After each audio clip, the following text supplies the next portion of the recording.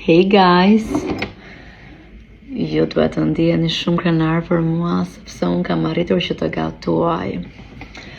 Unë kam përgatitur ëmbëlsirën më virale të momentit, që është vetëm me 2 përbërës të thjesht që ne i kemi në shtëpi tona. Është vetëm me kos edhe me biskota. Ky është cheesecake-u japonez. Sa po mbarova 1-2 xhirime sot që kisha, edhe literalisht mezi po prisja që të vija dhe ta bëja këtë video bashkë me ju. Do ta provoj tani. Nuk e di, nuk më besohet.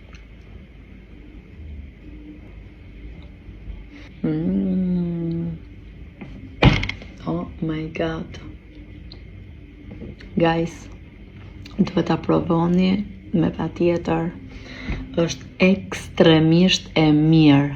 Unë të them me plot gojën që literalisht është një nga ëmbëlsirat më të mira që unë kam provuar deri më sot. Është shumë krokante, një jashtë pak e athët, mendoj se është nga kosi, mendoj. Ti ta kinesë çaj.